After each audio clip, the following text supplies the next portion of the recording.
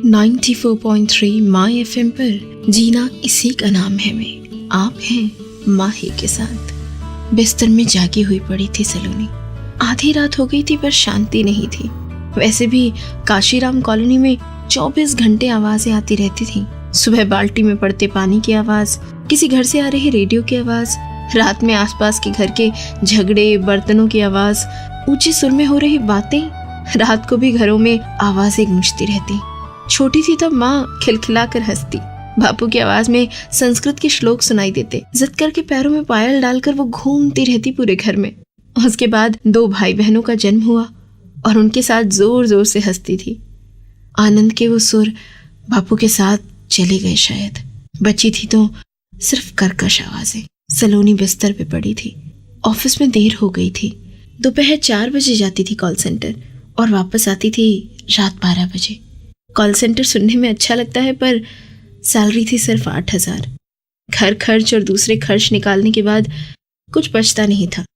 20 तारीख से तो राह देखनी पड़ती थी कि कब पहली तारीख आए। सलोनी खाना खाने बैठती और माँ की ओर देखकर खड़ी हो जाती कि भूख नहीं है। माँ के चेहरे पर पीड़ा भी दिखती और राहत भी। बाकी के 4 लोग खाना खा लेते तो ठीक था। दादी थी पर गरीबी और चिंता के कारण माँ ज्यादा वृद्ध लगती। छोटे भाई बहन थे। रिपेयरिंग मांग रहा घर था। घर अगर ठीक ठाक होता तो ऊपर का कमरा भाड़े पे दे सकते थे, पर बापू के चले जाने के बाद घर में जवान लड़की है ये कहकर दादी ने कमरा भाड़े पर देने से मना कर दिया। सलोनी की जिंदगी को और करीब से जानेंगे थोड़ी देर में। 94.3 माय एफएम पर जीना इसी का नाम है मैं, आप हैं माही के साथ। जवान लड़की है ये बात तो सही थी।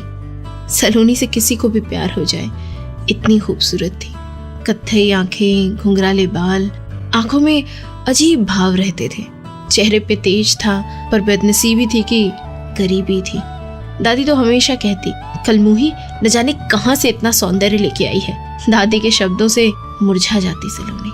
कॉल सेंटर जाते वक्त भी अपने आप को आईने में देखती तो पीछे से दादी दिखाई देती और दादी की नजर उसे चीर लेगी, ऐसा लगते ही निकल जाती।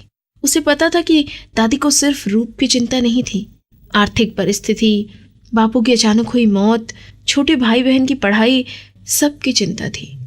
कई नजरों से बचती हुई वो ऑफिस पहुंचती। 23 साल की उम्र में समझ गई थी कि प्रेम कहीं नहीं है तो सिर्फ डस ले ऐसी वासनाएं और सिसकती इच्छाएं। उसका बस चलता तो घर से पैर बाहर न रखती, पर क्या करे, कौन कमाए। सलोनी विचारों में खोई हुई थी कि किसी ने दरवाजा खटखटाया। चौंक गई सलोनी। कौन होगा? अभी ट्रेन की आवाज आई थी। करीबन रात 4:30 बजे होंगे। वो दरवाजे के पास गई। झांक कर देखा किसी का शर्ट दिख रहा था। उसने धीरे से पूछा कौन, और बाहर से घबराई हुई आवाज आई, प्लीज दरवाजा खोलो। उसकी आवाज में सच्चाई लगी सलोनी को। उसने दरवाजा खोल दिया। सामने 27-28 साल का लड़का खड़ा था। कौन था ये लड़का? मिलेंगे इससे कुछ देर में। 94.3 माय एफएम पर आप हैं माही के साथ। बाल बिखरे थे, दाढ़ी बढ़ गई थी और फिर भी लगता तो अच्छे घर का था। माधव था ये। उसके पीछे गुंडे पड़े थे। 4-5 दिन यहाँ रह सकता हूँ? नहीं, पैसों की तकलीफ नहीं है, पर मेरे लिए बाहर निकलना मुश्किल है। उसकी सच्चाई या आर्थिक स्थिति की तंगी। सलोनी ने माधव को घर में ले लिया। कहा वैसे तो हम कमरा देते नहीं, पर आपको परेशानी है तो ठीक है, ऊपर ही रहना, मैं सब कुछ ऊपर ही दे जाऊंगी। आपको जो ठीक लगे वो पैसे दे देना। माधव ने अपनी जेब से 1000 के नोट दिए, ठीक उतने ही पैसे जितने कल भाई बहन की स्कूल फीस के लिए चाहिए थे। ऊपर के कमरे के साथ में ही बाथरूम भी था। माधव ना चाहे तब तक उसे नीचे आने की जरूरत नहीं थी। दादी से छुपकर सलोनी ने माँ को विश्वास में लिया और बेचारी माँ, मारने के अलावा उसके पास कोई रास्ता ही नहीं था। दादी की नजर छुपाकर माँ या सलोनी ऊपर खाना पहुंचा देते। दूसरे दिन जब सलोनी बापू के कपड़े देने गई तो कुछ गुनगुना रहा था। सलोनी को देखकर एकदम शांत हो गया।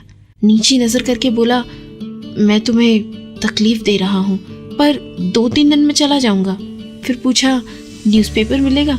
मैं जर्नलिज्म का स्टूडेंट हूँ, हो सके तो जितने हो उतने न्यूज़पेपर ले आना। चुपचाप सलोनी ने पैसे ले लिए। माधव पैसे देते वक्त उसे छूने की जरा भी कोशिश नहीं करता था। ये बात उसने नोटिस की थी। अलग था ये लड़का। सलोनी उतर गई। अभी तो काम पड़े थे और कॉल सेंटर जाना था।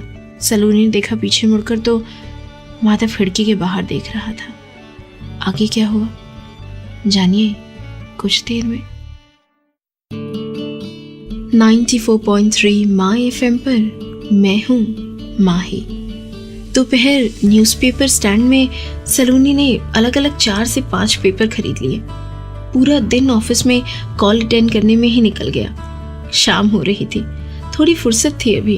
उसने समय बिताने के लिए न्यूज़पेपर पढ़ने शुरू किए। आश्चर्य हुआ उसे कि लोग इतना सब कुछ एक साथ कैसे पढ़ सकते हैं। अचानक ही उसकी नज़र कोने में पड़ी। एक पल के लिए रुक गई, कुछ पढ़ा और फिर न्यूज़पेपर बंद कर दिया। सलोनी फिर से काम में जुट गई। दिन पूरा हो गया। रात के 12 बजे थे। ऑफिस की कार घर छोड़ गई सलोनी को। आते ही सलोनी ने माधव के बारे में पूछा। माँ ने ऊपर के कमरे में जलती हुई लाइट दिखाई और सलोनी थोड़ी देर बाद ऊपर गई।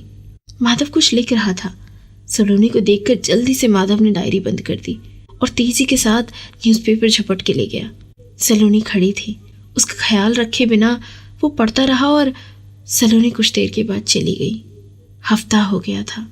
माधव सज्जन था। वाणी में, व्यवहार में हमेशा संस्कार दिखते। ज्यादातर तो सलोनी के साथ नजरें झुकाकर ही बातें करता। नजदीक नहीं पहुंच पाए या छू न ले इसका ख्याल रखता। सलोनी ने अपनी जिंदगी में पहली बार ऐसा पुरुष देखा था। कम बोलता था, लेकिन जो भी बोलता सलोनी को मोहित कर देता। रात दिन उसे माधव के ख्याल आने लगे। वो चाहती थी ना आए ये ख्याल, लेकिन फिर भी ख्याल नहीं रुकते। पूरा वक्त उसी का ख्याल रखती थी। कुछ गुनगुनाता हो तो चुपके से सुनती। बार बार खिड़की के बाहर देखता हुआ माधव नजर आता उसे। शायद उसे घर याद आता होगा। माँ भी माधव की प्रशंसा करते नहीं थकती। पर क्या थी माधव की असलियत, जानिए कुछ समय में। 94.3 माय एफएम पर जीना इसी का नाम है मैं, आप हैं माही के साथ। आज जैसे ही सलोनी कॉल सेंटर से आ रही थी, ड्राइवर ने ब्रेक लगाई। सलोनी माधव के ख्याल से एकदम ही जागी। क्या हुआ भैया? काफी चेकिंग चल रही है, आसपास कई पुलिस वाले दिख रहे हैं। आते ही सलोनी माधव के रूम में गई। सो रहा था माधव। सलोनी ने माधव को जल्दी जगाया। घर छोड़ के चले जाओ, ये कहती हुई सलोनी जल्दी से एक थैले में माधव का सामान रखती रही। माधव समझ ही नहीं पा रहा था कि क्या हो रहा है। सलोनी ने सूचना दी, नीचे मेरे ऑफिस की कार खड़ी है, उसमें बैठकर कहीं दूर चले जाओ, रेलवे स्टेशन या बस स्टैंड। माधव ने थैला ले लिया। अचानक ही सलोनी नीचे गई, बापू का मफलर ले आई, माधव के गले के आसपास लपेट दिया, फिर तिलक कर दिया और बापू की संस्कृत की 2-4 किताबें थैले में रख दी। माधव की आंख में सवाल दिखा। सलोनी, ये क्या और क्यों कर रही हो? आपको भी मिलेगा ये जवाब अगले गाने के बाद।